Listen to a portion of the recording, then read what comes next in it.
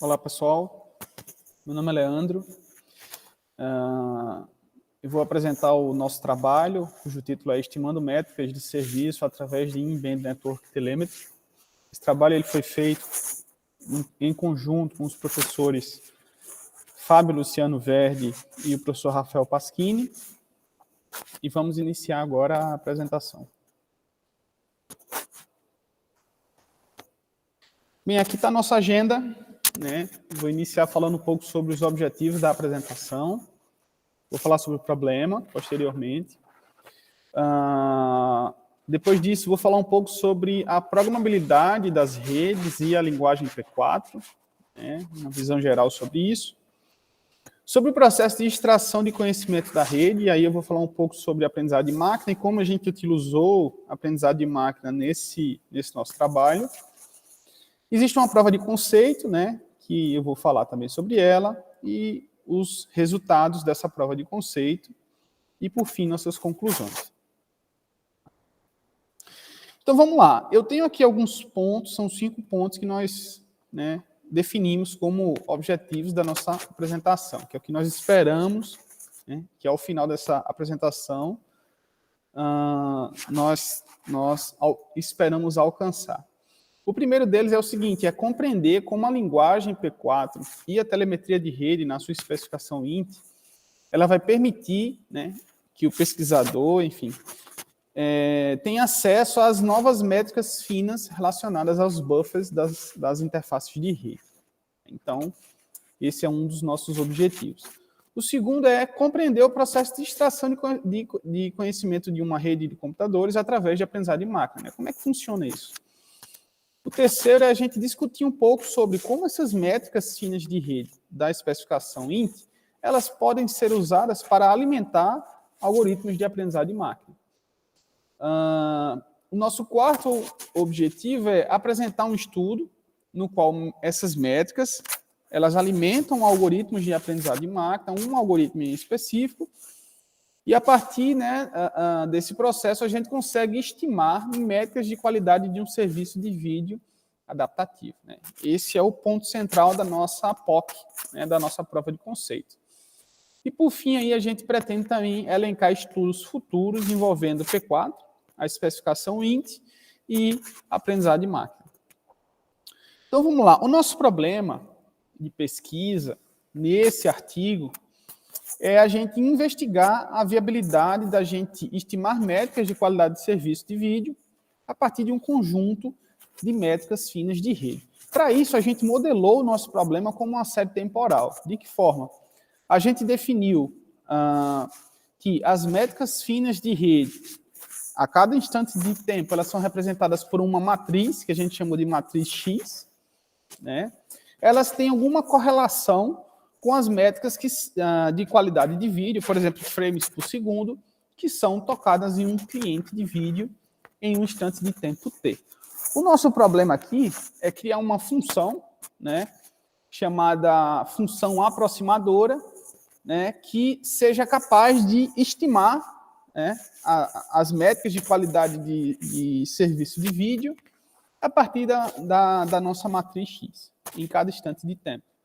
Para isso, a gente tem uma hipótese, né, que é a seguinte, é que variações nas métricas de qualidade de serviço, por exemplo, frames por segundo, elas possuem correlação positiva com as métricas finas de rede. Por exemplo, se a qualidade de serviço for melhor, né, ou seja, quanto mais frames por segundo eu conseguir tocar em um cliente de vídeo, né, isso indica um estado na minha rede, né, que existe uma correlação positiva com o estado de execução da minha rede. Bem, programabilidade de redes em linguagem P4. Vou falar um pouco sobre o histórico, né? A gente tem aí o início, né, a pavimentação dos caminhos para as redes programáveis, eles foram iniciados em 2008, lá com o projeto OpenFlow e as redes definidas por software. Quando eles separaram, né, o plano de dados do plano de controle, existia um certo nível de flexibilidade na gestão da rede. Entretanto, a programação do plano de controle, ainda não oferecia flexibilidade suficiente para a gente definir novos estágios de processamento no plano de dados, ou seja, existiam funções, aliás, existem ainda funções fixas, né, nas interfaces de rede que processam cabeçalhos conhecidos, e isso ingessa ou ossifica a inovação no plano de dados.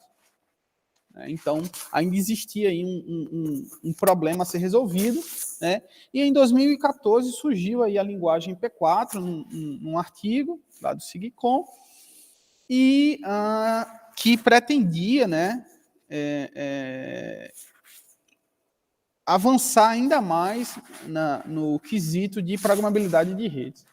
Então, a linguagem P4 é uma linguagem de programação de domínio específico focada para dispositivos de rede ou Smart NICs, né, que são placas de rede programáveis. E com essa linguagem a gente consegue definir o comportamento do nosso plano de dados. Se antes, com o OpenFlow, com as redes definidas por software, nós conseguimos definir a inteligência, a gerência no plano de controle, no P4 agora, a gente consegue fazer isso no plano de dados mais próximo do hardware, e a gente consegue fazer isso, portanto, mais rapidamente. Graças à telemetria de rede, que é a especificação INT, né, que é uma das coisas que nós estamos usando aí no nosso trabalho, os dispositivos eles conseguem informar o estado da rede sem intervenção do plano de controle, com uma maior granularidade, ou seja, a taxa, né, com o que nós conseguimos coletar informações sobre o estado da rede é muito maior do que a gente conseguia fazer anteriormente usando apenas o plano de controle. Bem, sobre aprendizado de máquina, né? Sobre o aprendizado de máquina, a gente tem algumas considerações importantes. Por exemplo, é no aprendizado que a gente consegue identificar e explorar padrões escondidos nos dados. Que dados? No nosso exemplo aqui, nos dados de rede. Então, a gente tem um algoritmo, né, que ele vai ser treinado, ele vai passar por uma fase de treinamento, e que nessa fase de treinamento o principal objetivo desse algoritmo é identificar e explorar padrões escondidos. Feito isso, uma vez que esse algoritmo ele foi treinado, a gente pega padrões que ele ainda não viu, dados ainda não vistos, e a gente vai testar esse nosso algoritmo treinado. Então, os padrões aprendidos, né, eles são usados para analisar dados ainda não vistos, né? A gente chama isso de fase de teste. E, por fim, após a gente testar o nosso algoritmo, a gente consegue extrair e melhorar o conhecimento ao longo do tempo, fazendo avaliações, né? Verificando a acurácia, o erro desse algoritmo ao longo do tempo. Tá? Então, em relação às decisões de projeto para esse estudo, desse artigo, nós definimos algumas questões. Por exemplo, o modelo usado é o Floresta aleatória com a utilização de hiperparâmetros. A gente fez uma busca em grade e essa busca em grade ela nos retornou os melhores parâmetros de execução para o nosso problema. Para resolver ou minimizar problemas de sobreajustamento, overfitting, realizamos um processo de validação cruzada nos dados, conhecido como K-fold. E usamos duas métricas de avaliação. Uma é o erro absoluto médio normalizado, NAMAI, e o outro é o tempo de treinamento. Então, nós avaliamos o desempenho dos nossos modelos, dos nossos algoritmos, a partir de duas métricas. Uma é o erro, ou seja, quanto menor o erro, teoricamente, melhor é o nosso modelo, e o tempo de treinamento. Bem, aí temos o nosso cenário da prova de conceito, tá? Nesse caso aqui, nós temos um servidor Dash, né? O Dash é um serviço de vídeo adaptativo, né? Por que adaptativo? Porque é um serviço de vídeo que entrega diversas resoluções de vídeo para um cliente de vídeo, para os clientes, de acordo com a carga na rede. Então, no nosso exemplo aqui, nós temos 3 configurações de vídeo distintas. Por exemplo, o mesmo vídeo ele pode ser tocado a uma configuração de 30 frames por segundo, ou 24 frames por segundo, ou 18 frames por segundo. Qual resolução vai ser tocada no cliente vai depender da carga que eu vou colocar na rede. Então, aqui do lado direito, a gente tem o nosso cliente VLC, que está consumindo o vídeo em uma das 3 resoluções possíveis, né? Aqui embaixo dos nossos switches, nós temos 3 geradores de carga, e esses geradores de carga, eles estão gerando uma carga com o padrão conhecido como sinusoide, é um padrão famoso na literatura, né?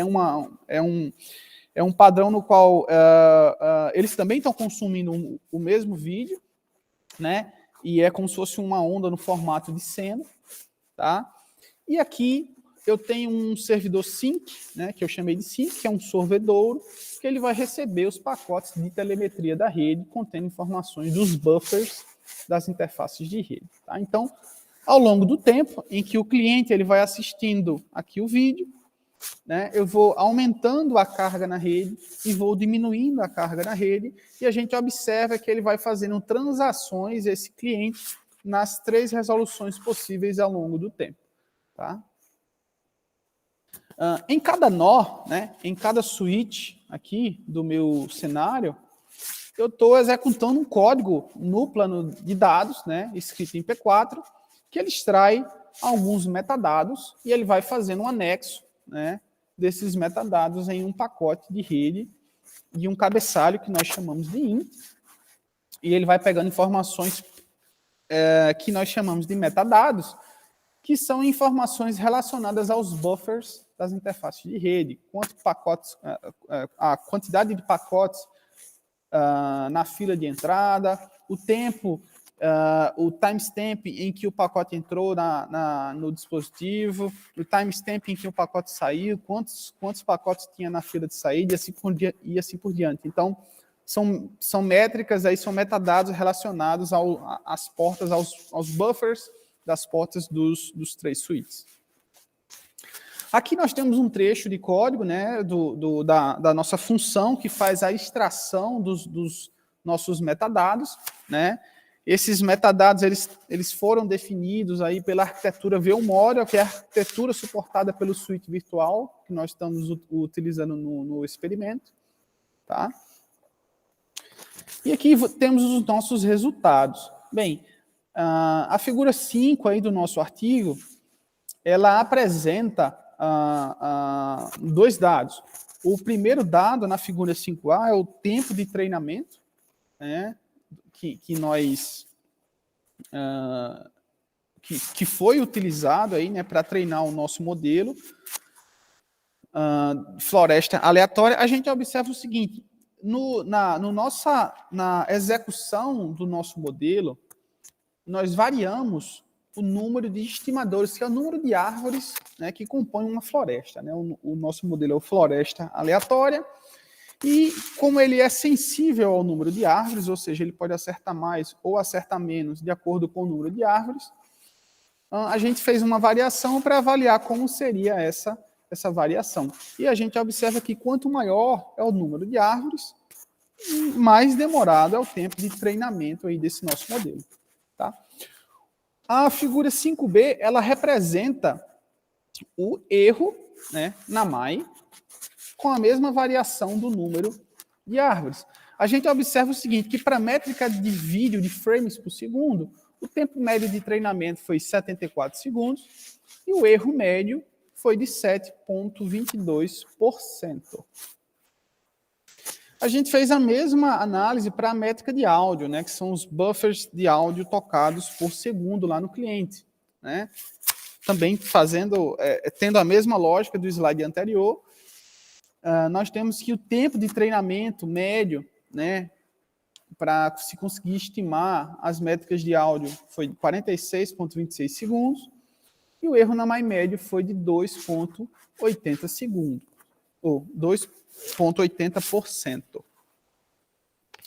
Bem, aqui a gente tem uma disposição visual das estimativas, que são as saídas dos nossos modelos da realidade, ou seja, do que foi realmente tocado lá no cliente. Tá? Então, a gente tem aqui na figura 7, né, que a realidade para a métrica de áudio é essa linha tracejada verde, né, e a estimativa gerada pelo nosso modelo é a linha amarela. Né? Para a figura ao lado, a gente tem que a estimativa de vídeo aí está na linha tracejada azul, né? E a realidade é a linha contínua vermelha. Uma consideração importante sobre o erro, que a gente consegue ver, ter essa disposição visual, é que, como o erro da métrica de áudio foi menor, né, em relação ao erro da métrica de vídeo, a gente consegue ver isso porque o número de variações, se a gente observar no gráfico, é menor na métrica de áudio. Isso torna mais fácil o aprendizado e mais fácil as estimativas. Né? Consequentemente, o modelo tende a errar menos. Como na métrica de vídeo eu tenho uma amplitude maior de valores, uma variação maior, isso tende a ser um pouco mais complicado, mais complexo, e o meu modelo vai errar um pouco mais. Bem, aqui a gente tem uma tabelinha com os trabalhos relacionados, né, com os dados relativos aos trabalhos relacionados. O primeiro é esse trabalho de 2017, né? Chama a atenção que o seguinte, né, para a métrica de vídeo, ó, ele teve um erro na MAI de 9,17%, né? E para a métrica de áudio, um erro de 20%. Né? Detalhe é que este trabalho aí, ele não usou um serviço de vídeo adaptativo, foi um serviço de vídeo estático, convencional, onde não tinha mudança de resolução. Né? O cliente de vídeo não transacionava entre as possíveis resoluções do vídeo. Portanto, nosso trabalho é mais desafiador ainda e, mesmo assim, conseguir um erro bem menor em relação a esse trabalho relacionado. Sobre o tempo, a gente não pode fazer uma comparação muito mais profunda, porque a gente não usou o mesmo computador, né, para fazer esse treinamento, e as bases elas são diferentes, né? O tempo de experimento é diferente, então tudo isso influencia no tempo de treinamento. Então, esse dado, no nosso trabalho, ele é meramente informativo. Bem, já esse outro trabalho aqui de 2020, né, para a métrica de áudio, ele obteve um erro de 13%, e o nosso trabalho, aliás, um erro de 13%, isso mesmo, o nosso trabalho 2,80%, e para a métrica de vídeo ele obteve um erro de 16%. Né? Esse trabalho sim usou Dash, né? É o mesmo serviço de vídeo adaptativo que o nosso. Ele não usou métricas de telemetria de rede, ele usou métricas de um switch OpenFlow. Né? O primeiro trabalho de 2017, ele usou métricas computacionais, uso de memória, CPU e assim por diante. E o nosso trabalho especificamente usou métricas de telemetria de rede. Isso aponta, né? Isso nos indica que parece ser uma boa ideia, né, para esse tipo de problema, usar dados de telemetria para alimentar algoritmos de aprendizado de máquina. Isso parece ter, né, isso é um forte indício a esses nossos resultados dessa nossa POC, de que isso é melhor em relação a outras métricas. Bem, quais são as conclusões que nós tiramos do nosso trabalho? Primeiro, duas contribuições. Que é possível a gente usar, sim, métricas de telemetria de rede em plano de dados programável, em conjunto com algoritmos inteligentes, para estimar métricas de qualidade de um serviço de vídeo. Tá? Então, essa é a nossa primeira contribuição. Segundo, resultados de uma POC indicaram que, no nosso caso, quando se usa métricas finas de rede, né, com um nível de granularidade muito maior, a gente consegue ter um erro menor ao estado da arte. E isso é bom, porque quanto menor for o erro, mais acurado é o meu modelo computacional. Tá? Entretanto, a gente tem aí 3 questões abertas que a gente ainda precisa responder em estudos futuros. Primeiro, uma extração de metadados em apenas uma parcela dos nós da rede traria resultados satisfatórios em relação ao erro ou à acurácia do modelo? Essa é uma pergunta que a gente ainda não consegue responder. 2.